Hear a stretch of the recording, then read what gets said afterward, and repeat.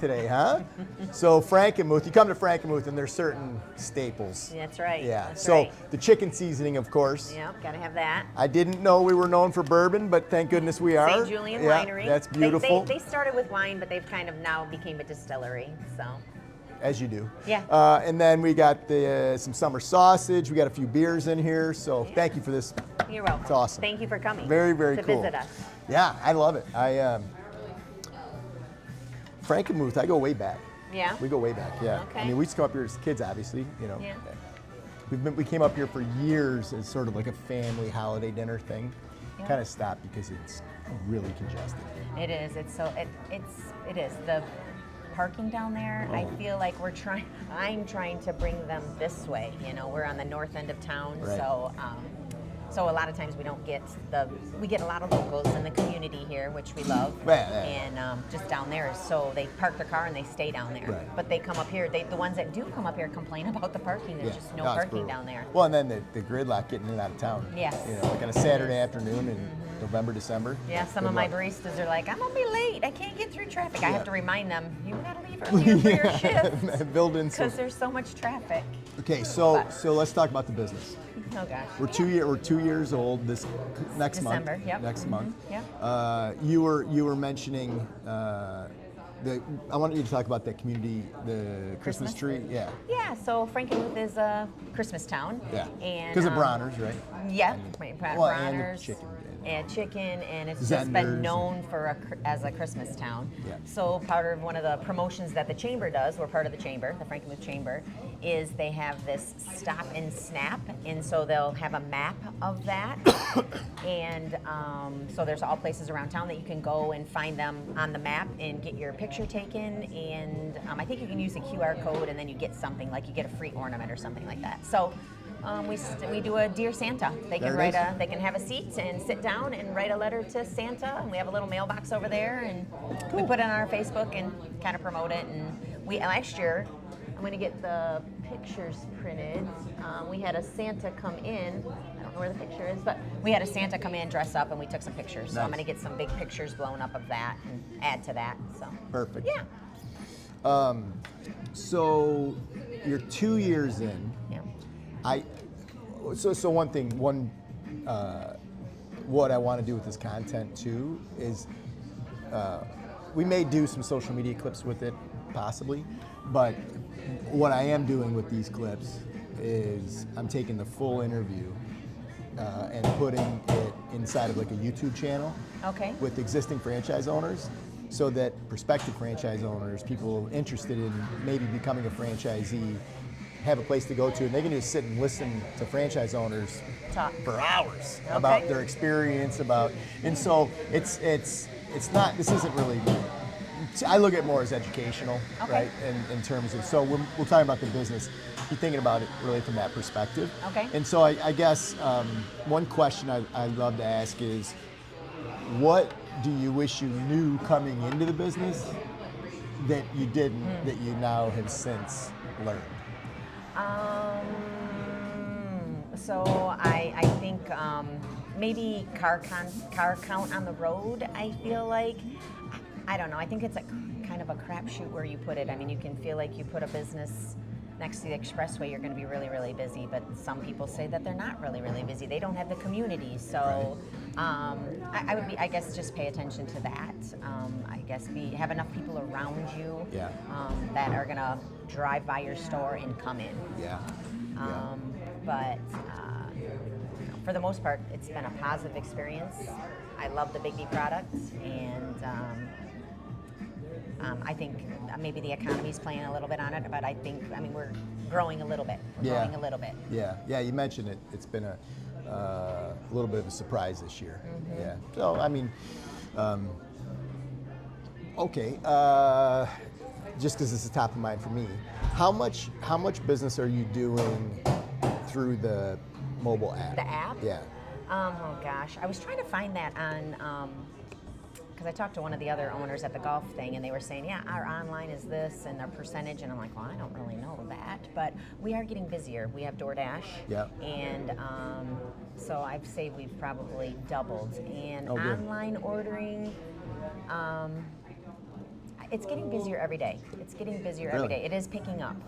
We It just, is picking up. for the first time in October, we did more business through our app than did we see did that. DoorDash. Oh, okay. So that's cool. Yeah, that is good. Because we pay a lot less for those transactions that are ours versus the DoorDash Right. transactions. So that's great. We haven't done a good job, I think, of promoting that. I've been wanting to do it with those stickers that we have for the online ordering and doing it just on your phone. Yeah. So we Yeah. haven't done a good job, but we do have our sign up there. So Yeah. I just need to do a little bit better job of promoting that we have online ordering. So, but it's been growing. What for do you sure. What do you think about the idea of eliminating the physical frequency card and just going purely to the app? Would they get free stuff on there? Yeah, like Starbucks Same, does, kind of like yeah. that. There just wouldn't be a card anymore. Right. You'd have to get the app. I like that. Yeah. I like that. I haven't talked to a single owner that wasn't like, yeah, that's a good idea. Yeah, that's a really good idea. I think for sure. I think it's in process. I know Yeah. it's in process. I just don't know when Right. if we've committed to a date. No, I think on that's a that. great idea. Yeah, They don't have 'cause to have a then card. They don't have to carry it around. They And have you to can get tell the app. people you have to get the app. They have to get the app. Right. Yeah. And then we Ju- can run special promotions. Yeah. and No, I so like on. it. I think Yeah. that's a good idea. And I'm sure you can monitor more things and push things to them like they were Right. talking about. Yeah. That they like. Customized to them. Customized, yeah. Yeah, for sure. Yeah. Okay, so what was the biggest surprise for you getting into it? And then give us your background too. Okay, so I came from the medical field. I still am in the medical field. I work there 1 day a week. I'm an ultrasound tech. I'm a vascular ultrasound tech. So I knew nothing about business. Still really don't. Well, you're Still figuring really it don't. out. I'm learning. I'm learning. I mean, I like all the community stuff I'm good at, the people, the communication, the numbers. I'm a kind of person that just kind of puts that, he's the numbers person, my husband. But anyway, so what was your question? Well, by the way, a little story. Yeah. So, were you at BNS when Deb got her Lifetime Achievement Award? Deb Kirchen? I've been there 3 years. Would I have been there? I think so. I think it was 2 years ago. Maybe it could have been 3 years ago. Also could have been 4 because time flies. But, Yeah, right. But so Lifetime Achievement. I don't. she arguably, one of our. I mean, I think she's our most successful franchisee. I mean, she was just a remarkable The operator. curly-haired lady? Yeah. Yes, I was there. Yep. And Yeah. and she always used to say, "I don't do numbers. I do people. I do Yeah. people. I don't do numbers." Yeah. And so, like to me, in my mind, the harder of those two pieces is the people pieces, the people part, right? And being engaging the community, getting the customer to fall in love with you. Yeah. That's the hard part. The numbers, they're what they are. You're right, You know? right. And you got to pay attention to them. I mean, I write in my book, like, we've got this obsession with numbers. It's like they're not that important. I mean, Right. you kind of got to know ish. But I've asked you questions about your numbers. You know them. Yeah, and I get sometimes I get frustrated with myself. I'm like, my girlfriend tells me this because I put so much time into trying to get people in the store and talking to people, and I had a craft night last night, and so she's like, just make coffee, Jen. So sometimes I'm like, I get down on myself, just make coffee. Just make coffee. But then I go and I get into the community and I create all this stuff for these guys to do, and I lay in bed and think about it. So I go back and forth. I would disagree with your friend. Yeah, just keep doing what I'm doing. The- Making friends. The thing is, like, so the just make coffee piece, you can hire a barista to do that. Right. They make, whatever we're paying them plus tips. They, and they can be really, really good at that. You can't hire what you're doing. Right. Or it's very, very difficult. Right. Or Right. you pay a lot of money for a marketing person, and then they don't have a vested And they interest. still aren't personal. the same as you doing it. Yeah. I mean, I know there's just magic in, oh, you're the owner of the store? Right? When you're Right. talking to people, people think that's cool. It's Right. awesome, and that you're the one out there doing it. So Right. I would politely disagree with your friend. She just sees me work so hard, and so she's like, you need to scale it back a little bit. So. Oh, comes that from- could be true. That's a different topic. Right. I don't know that making scaling back and making coffee is the right, Right. move. Maybe scaling back's the right move. Right. Personally. Right. Well, if you had my job for a day, what would you do? What would you change? What would I change for like me? No, for Big B. For Big B? Yeah, if you could wave a magic wand and change one thing about what we do, how we do it. Okay. Okay, here we go. No, We're gonna get the good stuff. This is a very positive thing. I'm trying to be positive. No, don't so worry I about it. worry That's about, not the point. I worry about all the stores around me. That's a big concern for me. We're getting a Vassar store. I get so many people from that way, and I'm happy. That lady comes in all the time with her friends, and I ask her about her store. I'm completely happy for her. But I'm nervous for me when they open. You know, Millington's going to go there, Reese is going to go there, and I feel like our area is Who's so. Millington? Well, Those Millington, are small towns. just small towns all around that come So here. they'll go there instead of coming here. Yeah. Gotcha. And it makes me nervous. Yeah. I got Bertrand and Bridgeport. I got Bertrand, Bridgeport, and BV. They're all in about less than 15 miles, like 8, 9, and 12, and then I'm going to have one that's another 9. So that makes me a little nervous about that. I think these smaller communities aren't as big as those bigger places that have more people. So that makes me concerned. So maybe that I would be like just That's an incredibly valid concern. brand recognition and how close you put stores in small towns. I would really look into that and be concerned about that a little bit. It is. I spent 45 minutes on my drive up here talking about that specific topic. We do take it incredibly seriously. Good. And there's an appeal going on.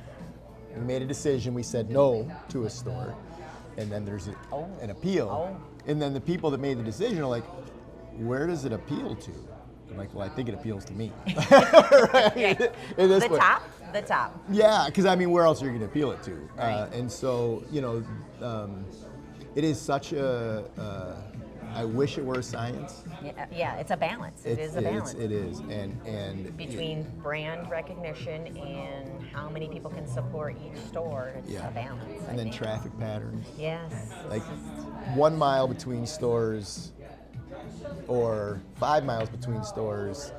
The 1 mile can be better than the 5 miles based on traffic patterns. Yes. Right. So, and that's True. again, that's sort of the art form of it. And if I mean, you could say to me, well, why didn't you put one in Vassar?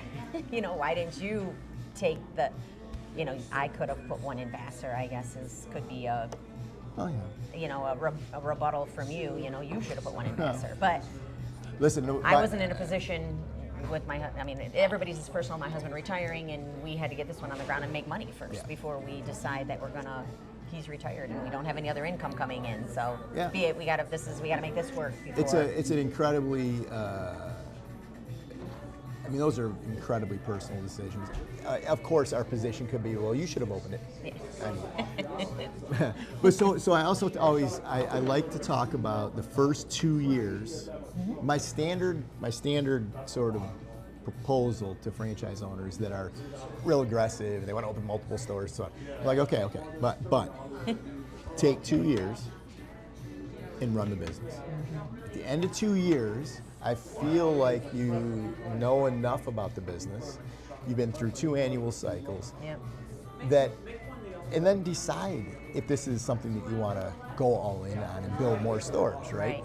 And so that 2-year window, do you feel like that's a reasonable position? Mm-hmm. I agree with that. Yeah. And I mean, people come in and try to do it quicker, and I'm like, oof, I'm still learning, but you learn different. The whole first year you're just muddling through, trying to figure it all out. And the second year you can concentrate on other things that you couldn't the first year because you've got that all down pat. And I would. You're starting to get better at it. Get better at it. You're learning your staff and trying to get people to work, and you're learning all that. And I would say definitely that's a good time frame. Would be 2 years. Yeah. 2 years. I think that's always been, and I'm like, well, look at it like you're going back and getting a degree in running a coffee shop. Yeah. And that you're making the investment in 2 years to learn how to do it. And then once you cross over that, then you're in a much better position to determine where you want to put a store. Yes. You understand the investment, you understand how much it costs, Yeah, because you learn a lot on traffic and community and Yeah. that in Yeah. the 2 years. Like who's gonna, well, like what works even, just trying to get people up here, what sales work, what coupons work, and Right. will help you decide have more education in putting another one somewhere. Yeah. Yeah. Yep. Okay, so do you have any burning questions for me? Darn it. No. No? My one big one was the where you put stores Yeah. and I mean, just try, how do you get people to work? I have an easy time finding employees, but just trying to get them to work. I don't know if that's a very positive one, but just trying to get them to work. That's very real. And I did the Life Lab. Oh, you did? The whole thing. Yeah. All 4?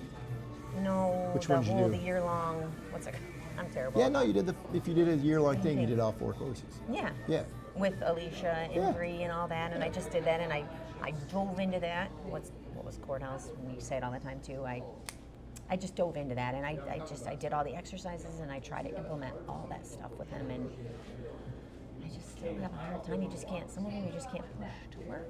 But Yeah. I've been struggling with that Yeah. a little bit. One obvious tactic solution is just hire way more people than Yeah. you need, and then that way you give the hours Yeah. to the yeah. That's kind of my philosophy. Yeah, We've been doing that. you So, know, yeah.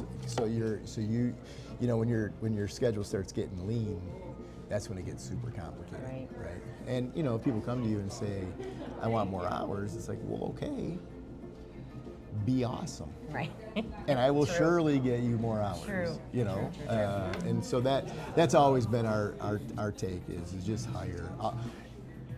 What I've learned is the minute you feel like you've got it like solidified and it feels good is the minute you gotta start hiring. Yeah. Again, Right. right? It's a constant. It is, you know, and constantly hiring, constantly training. I do think trying to get people into those like the Life Lab classes Yeah. just to bring them a little more Yeah. value. I mean, it's time. It doesn't, you know. I suppose you probably would have to pay them to go through Yeah. it, but anyway, those are the couple of things that we've always focused on. Sounds like you're already doing that stuff. Yeah, and I totally appreciate that. That was enjoyable to go through. That's And cool, gave me isn't some it? good information. Yeah, it's cool. Yeah. All right, well, awesome. Thank Yeah. you. Okay, great. Can you do a simple one, just of like, what is your most enjoyable thing about being a franchise owner, and what do you love most about it? Yeah, And sure. then what do you hate most? Yeah, that too. Oh God. Okay, I got it. All right. Okay, well, we'll start with the fun one first. Yeah. All right. So what I like most about this is I like the people. I like the community. I like making friends. I love my baristas. I have fun making coffee and hanging out with them. That's what I like most about it. The people. The people. That's what I like most about it. The people. The activity in the store, having people in the store, going out in the community. I've made met a lot of good people and a lot Yeah. of good friends here. Yeah, that's awesome. Yeah. That's I like don't like the, about that's it- sort of the, if I had to say what is the profile of the kind of person we're trying to attract to our business, it's that. Right. You gotta be focused on people, Yeah. right? This isn't a business that you run from a spreadsheet in the back of the house. No, not at all, not at all. Okay, and then what do you hate? Worrying about money. Yeah. That's it. Yeah. Worrying about money. I know. That's it. And I don't want to make a lot of money. I just want to make enough. He's retired, and enough to pay my health insurance. That's all I really want to do. So, that's it. Just worrying about money. Yeah, I understand that worry. All right, awesome.